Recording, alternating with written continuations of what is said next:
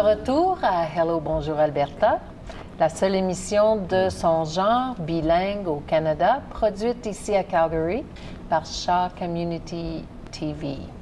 Je m'appelle Anne Boiteau. Et moi, Marc Lalonde. Et ce soir, nous avons avec nous Gary Huntington et Yesenia Ramos. Oui. Et Gary est un peintre animalier. Oui. Et Yesenia, son épouse, le soutient beaucoup dans son art. Oui. Et puis, donc, Gary, on va commencer par te demander de nous raconter un petit peu d'où tu viens et puis comment tu es arrivé ici à Calgary. La même chose pour Yesenia. Alors, je viens de la Gaspésie, au Québec. Et puis, j'ai grandi jusqu'à mes 14-15 ans pour déménager ensuite à Montréal avec mon père. Et de là, à 25 ans, j'ai rencontré mon épouse, charmante épouse. Puis, on a déménagé au bout de 10 ans, quand on était mariés. On s'est dit, bon, on déménage dans l'Ouest canadien. Mais vous avez une fille. Et une fille, oui. Une fille. Oui, exactement. Qui est née à Montréal. Il est née à Montréal, Elle oui. s'appelle comment? Kelsey. Kelsey. Oui. Alors, un autre nom anglophone, mais toi, tu ne parlais pas l'anglais à ce temps-là. Gary Très peu, Huntington. très peu. Mon père est anglophone, mais il s'est dit, je préfère qu'il aille à l'école en français, c'est parce que c'est plus difficile que l'anglais. Puis l'anglais, il va l'apprendre Ça se rattrape. Ça se rattrape plus tard, on the street, comme on dit en anglais. Oui, c'est ça. Ah, OK. Et puis, c'est ce que vous avez fait. Vous êtes déménagé ici à Calgary. Yesenia, ta famille était déjà ici, toi? Oui, Mais toi, tu exactement. n'es pas né au Canada. Non, non. Je viens d'une famille salvadorienne. Je suis née au Salvador, en Amérique centrale. Et mes parents y ont déménagé au Québec quand j'avais 2 ans. Donc, j'ai grandi au Québec. Une trentaine d'années, on est resté là-bas. Et par la suite, ils ont décidé de déménager ici à Calgary parce que mon père avait perdu son emploi. Et donc, mais entre-temps, dans l'année que mes parents sont partis, j'ai rencontré Gary. Donc, c'est ça qui a fait que T'as pas déménagé avec j'ai eux? pas déménagé avec mes parents. Je suis restée ici, à Montréal et j'étais très contente parce que j'avais pas Pas de regret. Non, j'avais pas de regret. Je voulais pas déménager à Calgary pour l'instant. Ça me tentait pas dans ce temps-là. OK. Donc, arrivé ici... Comment ça se fait qu'ils sont... Pourquoi est-ce qu'ils ont déménagé à un moment donné, alors? Oui, c'est vrai. Hein? Qu'est-ce qui a fait qu'une journée, là, vous avez décidé, OK, c'est beau, on part? Je te laisse la parole. Un peu de tout. Mes parents qui, à chaque année, nous disaient pourquoi vous venez pas vous installer ici dans l'Ouest canadien. Il y a beaucoup d'opportunités de travail. Vous êtes jeune, vous allez pouvoir vous installer et avoir peut-être un meilleur emploi, un meilleur salaire. Il y a des très bonnes écoles en français ici dans l'Ouest canadien aussi, chose qu'on ne savait pas. Nous autres, on pensait qu'il y avait juste des écoles avec immersion en français, mais pas des écoles francophones. Un système francophone. Ben oui. Donc, on pensait, on venait les visiter à chaque 2 ans et on commençait petit à petit à connaître un peu plus Calgary et éventuellement, mon mari a perdu son emploi et c'est ça qui a fait que... C'était le déclencheur. C'était le temps à ce moment-là. C'était le temps à ce moment-là. J'avais dit, Pas mal comme ça, quand le travail termine à Montréal, je te promets, mon amour, on s'en va dans l'Ouest. Puis on est ici aujourd'hui. Puis c'était comme ça d'un mois à l'autre, vous êtes partis. Hein, Oui, c'est c'est en l'espace de 3 semaines. 3 semaines. Oui, Oui. c'était vite. Et dans ce temps-là, il a fallu... Vous avez vendu vous avez une maison, un condo? On avait un avait un condo. condo. Ah ouais. Là, il a fallu louer. le mettre à louer. On ne pouvait pas le vendre. C'était 3 dernières minutes, même avec la banque et tout ça. On s'est dit, bon, on va mettre ça à louer. Et puis, on pack les petits, puis on part. C'est ce qu'on appelle. Ouais. Et puis, rendu à Calgary, parce Oui. que tu avais déjà commencé à faire de la peinture à Montréal. et Oui, tout, c'est hein? ça, exactement. Avec, C'est que Dans ta jeunesse. de ma jeunesse, à 14 ans. Et puis c'est une visite ici qui a engendré tout ça? Exactement. J'avais 13 ans quand je suis venu avec mes parents. Et dans l'Ouest canadien, mon père il avait arrêté de fumer, il a fait des économies. Il a dit, avec ça, on va aller visiter les montagnes. Puis bon, les montagnes, tout ça, je voyais ça juste à la télé, hein, c'était impressionnant. voient la nature sauvage, les wapitis, les aigles, bon, toutes ces choses-là. Moi, j'étais vraiment captivé, impressionné par ça.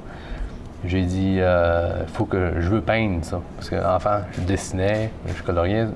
Les arts, c'était ma force. Est-ce que tu dessinais déjà des animaux quand tu étais... Oui. Ça t'a toujours intéressé? Toujours, oui.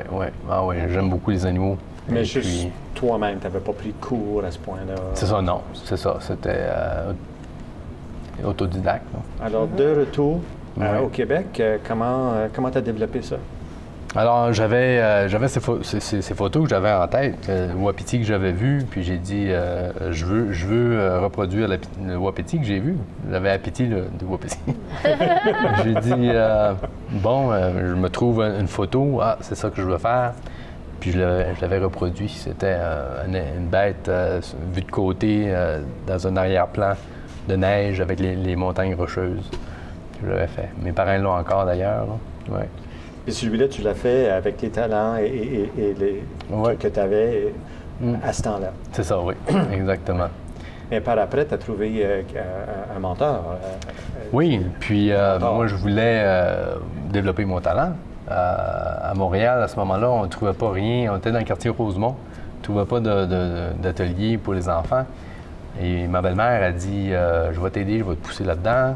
Tu as du talent, il faut développer ça. Elle rencontre un monsieur, elle dit, il y a du talent, mon garçon, elle présente comme ça, elle dit, prenez-le, vous voyez qu'est-ce qu'il fait, tout ça. Elle dit, madame,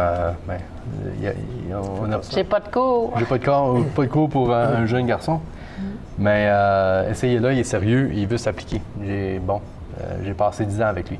Avec cette personne-là. Wow. C'est un peintre d'une certaine renommée, n'est-ce pas? Jacques Downs. Il est à l'université, il est connu à Montréal, tout à fait. Puis il m'a donné des bons conseils. Il ne travaillait pas les animaux. Ensemble, on a fait ça, on a développé ça. J'ai même passé au journal à un moment donné du quartier. On m'avait appelé le Renoir. C'était moi avec mes tableaux affichés. Et tout ça. J'avais 18 ans à ce moment-là. Oui. Puis ça partit comme ça. Donc, conte-nous un peu, montre-nous ce que tu as fait ici avec le chat. Et puis, conte-nous un peu, là, comment, tu sais, du début, là, jusqu'à la fin, là. Comment tu as l'idée, puis tu parles de quoi? Une photo? Oui. Alors, une photo, parce qu'un animal, hein, ça bouge tout le temps, tout ça. Idéalement, nature morte, ça, on appelle ça une nature morte. Ça ne bouge pas, on peut reproduire ça, regarder vraiment les détails, tout ça. Un animal, on va prendre une photo. Et puis, après ça, on se base avec ça. Est-ce que tu changes la photo avant de... Ce serait l'idéal. Comme là, Rosalie, notre chatte, elle est couchée assise couchée dans l'herbe. En réalité, elle était sur un lit. Fait qu'il y avait de la broderie, ces choses-là. Alors, j'ai changé ça pour de l'herbe, pour que ça soit un petit peu plus naturel, hein, comme décor, ou plus facile aussi, parce qu'avec tous les dessins, la broderie, j'ai dit, je ne m'embarquerai pas là-dedans tout de suite. Je suis intéressé à faire l'animal comme tel. Et puis, c'est un projet, ça m'a pris une vingtaine d'heures quand même. On fait le dessin. Une fois que le dessin est fait, l'image est plus petite. On reproduit, je dirais pas à l'œil, parce qu'on mesure quand même les proportions. On les mesure, puis on fait des formes géométriques. C'est comme ça qu'on fait. Puis après ça, avec les formes géométriques, mais là, on amène les détails. Et puis, ça fait le sujet là, qu'on voit maintenant. Ça, c'est de l'acrylique, sur une planche. C'est ça, exactement. Une planche de bois de boulot. Pressée, là? Oui. OK. Ouais. Et puis, combien de couleurs, là, vraiment, là-dedans?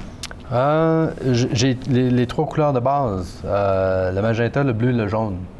Avec ça, ça fait ça ici. Alors, tu les mélanges pour atteindre les teints exacts que tu as. Puis pour avoir la couleur comme le petit orange qu'on voit ici, avec la référence que nous avons, on fait une tache de couleur sur une feuille blanche, parce que le blanc, c'est neutre. Et là, on le met contre la référence que nous avons pour pouvoir vraiment bien les agencer. Puis après ça, on dit, on regarde l'image encore une fois. Bon, le brun, il va là. On va comme ça, là. On met les couleurs. Tu commences par le haut ou par le bas? Ou... Moi, personnellement, c'est toujours été les yeux. Je commence par les yeux. Ça me donne un point de référence. Puis la vie commence par Oui. par les yeux, je trouve. C'est la fenêtre La à l'âme. exactement. Oui, Moi, ça m'a toujours inspiré comme ça. Et comment ton mari, quand il travaille, est-ce qu'il est un artiste fou qui lance les affaires? Comment est-ce qu'il est? Non, pas du tout. Il est très... on l'oublie quasiment qu'il est là. Il est très silencieux, puis tu le vois là, qu'il est très concentré. Il se met de la belle musique classique. Ça, j'aime beaucoup ça. J'aime beaucoup la musique classique. Et, dans quel coin de la maison tu travailles? J'essaie d'avoir de la lumière naturelle. Parce qu'une lumière blanche... ça change les couleurs. Ça change les couleurs, c'est ça exactement. Fait que j'essaie d'avoir... parce qu'il y a beaucoup de fenêtres. Et puis tout dépendant du sujet, si c'est le matin ou si c'est plus tard le soir, la lumière va donner une vie différente au sujet. Fait qu'encore là, c'est bon d'avoir une référence que j'appelle une photo.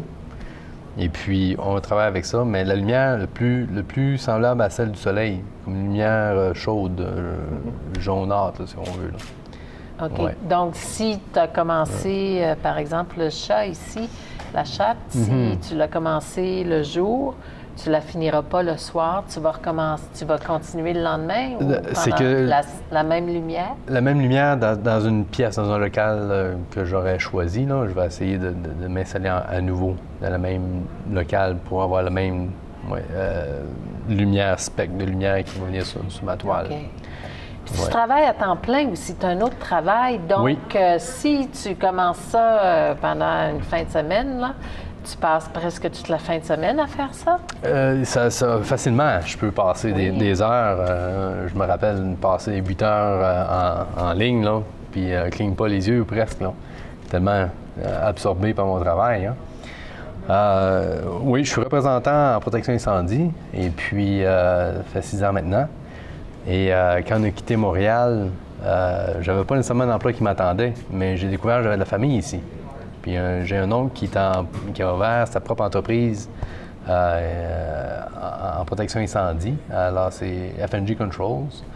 Et FNG Controls, on est partenaire de valeur rajoutée de Siemens, qui est une grosse compagnie mondiale, finalement, en protection incendie. Et puis, quand il a vu qu'est-ce que je pouvais faire, il a dit je serais intéressé à... Bon, j'aime qu'est-ce que tu fais. Ta créativité. Il a dit oui, il a dit parce que tu as une approche abstraite. Moi, je ne le voyais pas comme ça. J'ai dit c'est intéressant que. Parce que. Tu vois ça comme ça, oui. Ça donne quand même une valeur ajoutée unique au produit que la concurrence n'aurait peut-être pas. Gary, on aimerait ça continuer avec toi, mais. Malheureusement, c'est tout le temps qu'on a ce soir. Donc, merci beaucoup d'être venu nous voir ici. Merci de nous recevoir. Merci à tous, à nos bénévoles, et à la prochaine.